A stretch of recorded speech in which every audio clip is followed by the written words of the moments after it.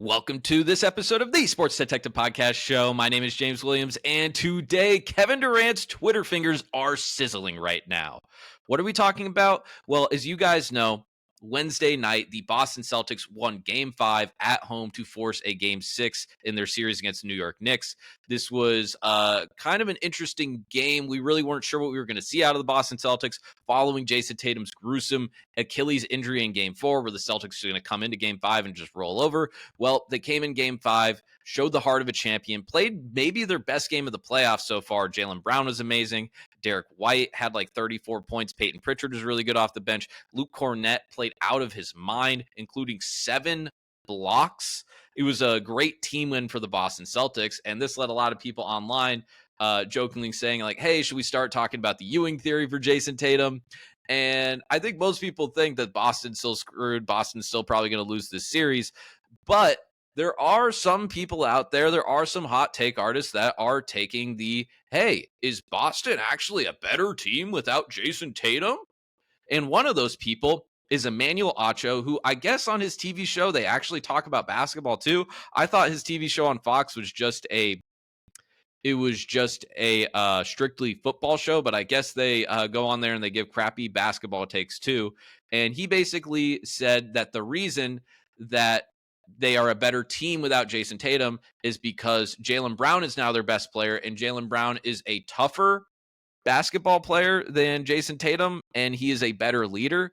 So we're going to go ahead and we'll show you this clip from Acho. And the reason we're talking about this clip is because Kevin Durant, he was active on Twitter on Thursday morning, and he clearly saw Acho's post here, and then he absolutely cooked him in the reply here. So we'll go ahead, listen to Acho. I also will point out here too, Fox Sports are copyright sharks, so you guys won't be able to watch this video, but there is a section in this where Acho is trying to describe a play. I'll describe the play for you. It's not much. It's kind of silly. But we'll go ahead and we'll watch this clip or listen to this clip for you guys, and we'll show you Katie's awesome response, and then I got a lot to say. Because I want to go as far as to say the Boston Celtics match up better versus the New York Knicks without Jayson Tatum than they do with Jayson Tatum. Not because of talent, not because of talent, exclusively because of mindset. I believe that a team is a reflection of its leader. Jayson Tatum is the leader of the Boston Celtics. They are an incredible team, an incredibly talented team. A team that won the title last year. But they are not as tough. Won 62 games this year. There was a moment, James Jones, there were 7 minutes, 45 seconds left in the game. The Celtics were up by maybe 18 points. Jayson Tatum in this moment where Jaylen Brown is, he would have shot. So basically, the play here is Drew Holiday kind of drives. It's the beginning of the shot clock. There's 18 seconds left of the shot clock. He passes out to Brown on the wing. Brown does a pump fake because a guy's in his face. I believe that's Towns. No, it's not Towns. Maybe that's Mitchell Robinson. Or is that Anunoby? I can't tell. And then he ends up driving to the basket and then ends up giving a pass to Holiday for a layup. And he's using this play with 8 minutes left in the game to say that this play here is the example why they're better without Tatum.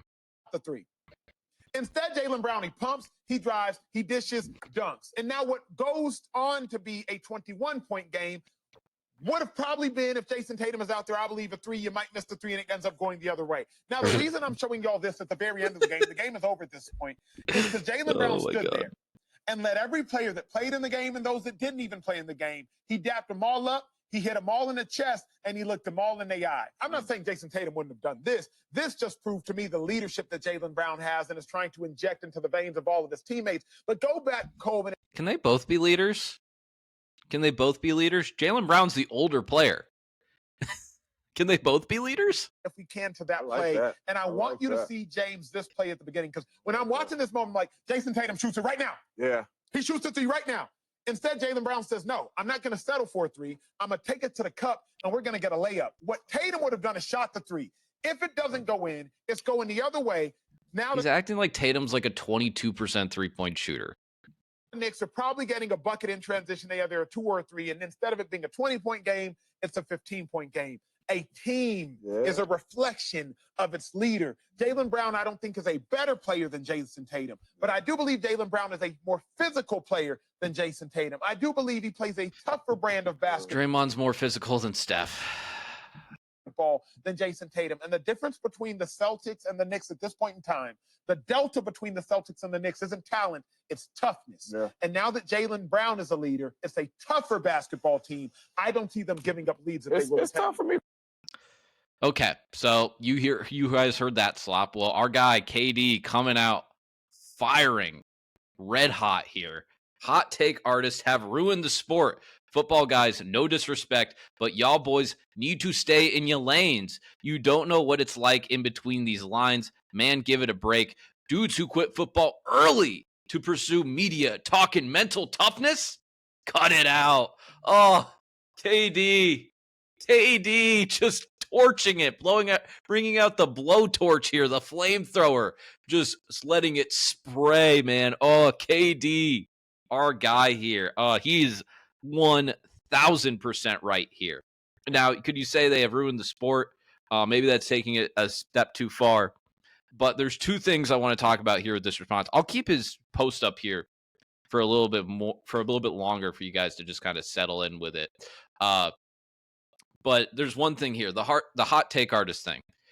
What he's kind of alluding to here, and I don't know if he necessarily noticed this, but this is a thing that happens in the sports talk realm where it is a competition between guys, whether it's on competing networks, competing shows, or just shadowboxing throughout the sports media landscape, where it is a contest. It's a pissing contest to see who can be the most outrageous, who can have the hottest take, who can say the most scathing thing about Jayson Tatum, who can say the most bloviating thing about Nikola Jokic or SGA or all of that stuff, who can do it the best, who can do it the most outrageous. And the problem with that is that leads to people being inauthentic, people not believing what they say, people that are just saying stuff to say stuff, saying stuff for the fact of, hey, I push this out here, I make this take. I don't care about the actual substance of my take. I just care about saying something crazy and having it aggregated 100 different ways to Sunday. And then I get 20,000 or 20 million impressions or whatever for my crappy take. I think this happened the other day with Jay Williams when he's on Get Up and he's like, I actually think the Mavericks should trade Cooper Flag. And it's like, what? It's like you are just an idiot if you believe that. And he didn't believe that. He just said that to say that. He said that to get aggregated. He said that to get attention. He said that to get eyeballs. He said that because the producers on Get Up probably called him up to be like, hey, do you have any crazy takes about this Cooper Flag situation? If you don't, we're not going to put you on. But the only way you're going to get on TV is if you are going to go out there and say something crazy. And he's like, yeah, I'm going to say that the Mavericks should trade it.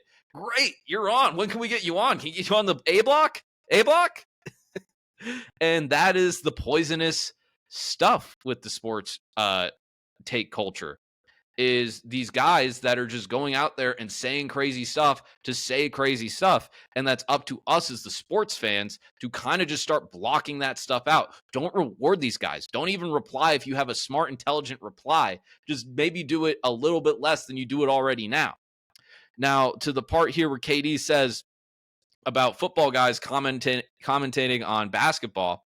Now, I do think it's an interesting idea. And I heard Greenberg on Get Up maybe 3 or 4 years ago talk about this. He's like, well, one of the things I really wanted to do with Get Up was we wanted to have basketball players talking about football. And we wanted to have football players talking about basketball. And it's a noble idea. It's an interesting idea. But the problem is these guys are trying to relate their knowledge that they have, their experience from their sport, and relay it to another completely different sport that's organized in a entirely different way. And a lot of times these guys, and it's not even their fault, they're put in these spots to commentate about a different sport. For example, I'll give you one here. And I'm sorry I can't give you any specific examples, but I remember maybe a few years ago when they're talking about franchise tagging somebody, and they had a basketball player talk about it. And he's like, oh, just ask for a trade, bro. Ask for a trade, give them your 3 different destinations, and you're all good. That's just what we do in the NBA. It's like, no, that's not necessarily how this works. And that's just the thing that's just very frustrating to me, where we have all of these different player podcasts now, and some of them are very, very good. You have the Jeff Teagues of the world that are very realistic about their time in the NBA, tell very interesting stories, have actually good analysis. I'm not saying Jeff Teague's the only one. There's several others that do this, but then you also have all these other guys like Draymond Green. Every time he does a podcast episode and he's talking about guys in the NBA today, he's using his podcast as a way to take out his personal grievance with other guys. We have Paul George talk about his podcast the other day. Well, if LeBron wouldn't have been in the East, I could have won titles. What? And it's like, I look at the views on these episodes. I'm like, who the hell watches these? But a lot of these get a lot of views. And I know that's just kind of a side tangent, but this is where I'll just wrap this up here. The Jayson Tatum stuff, this dude has led the Boston Celtics 2 consecutive years with 60-plus win seasons. He's taken them to the conference finals like 6 or 7 different times in his career. I think it might be 6. 2 NBA finals in 3 years. He's made 4 first-team All-NBAs, the last 4 consecutive first-team All-NBAs. Go through Basketball Reference right now and look how rare that is for a guy to make that many consecutive first-team All-NBAs. Like, it's pretty rare to do what Jayson Tatum has done, the consistency that he has done, the two-way, are there things with Jayson Tatum like that can be frustrating? Does he maybe come off as a little bit corny? All the stuff with the celebration last year where he's doing the Kanye thing, then he's doing, it looks like he's copying KD and he's copying Kobe's photo. Is some of that stuff just a little bit irritating? And it's like, maybe he, from a national perspective, wants to be perceived as something that he is not. Him saying that, oh, I want to be the face of the NBA. And it's one of those things where, dude, you have to show, not tell. You have to show us that you're the face. You don't tell us you're the face. That's not how this thing works, buddy. Things like that. But I actually think here, the last few weeks, he was kind of getting to the point where, like, he had a really real statement that he said in the post-game interview where he's like, hey, I have to play better. I'm getting paid a certain amount of money. And it's like one of the things where I listen to him talk, and probably Celtics fans hear this all the time. Here's the real authentic Tatum more often than us in the national circuit do that don't follow the team as closely as the fans are like, oh, wait, that's the guy. That's the guy that I can get rooting behind. And I think hopefully he can recover from this Achilles.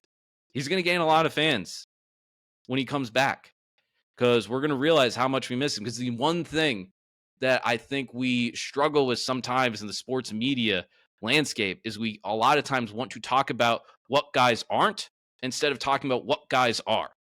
Jayson Tatum isn't a top 3 guy in the NBA, but he is a guy that almost every single franchise, their fan base, if you were asked tomorrow, take out Tatum's name from it, a guy that can average high 20s points per game, can guard positions 1 through 5, can get rebounds, can get assists, can initiate offense, can play on an all defensive level, can guard positions 1 through 5, can be your leading scorer on an NBA title team, plays 65 plus games every single year until this Achilles tear. Almost every fan base is signing up for that. Almost every fan base is signing up for that. There are fan bases that are dying for that. Why are we having the lottery discussion this entire week? Should we change the lottery again? Because the Wizards are dying for something like that. The Hornets are dying for something like that. And the Boston has it with Tatum. Hopefully he comes back and he's as good of a player as he was before. But Acho's a hack. We know that. He just cares about clicks. He said it before. Kind of shameless with it. And I'm glad Katie is just hilariously, brilliantly here pointing it out, pulling down his pants for everyone to see. Some Texas on Texas crime here. All right, that's going to do it for this episode here today. If you'd enjoyed this video, make sure you hit that like button. Please subscribe if you haven't done so already. Liking, commenting, subscribing are the number one things you can do to help support the show. It costs you absolutely $0. And I'll very much appreciate it if you do that stuff. Feel free to check out other videos on the Sports Detectives podcast channel page. We're going to be talking about NBA playoffs as we are gearing towards the conference finals, NBA finals. And then once we get into the summer, we're going to be doing a whole boatload of college football, NFL, just stuff previewing the upcoming season. So make sure if you subscribe if you like stuff like that. And we'll talk to you next time. Thank you for watching.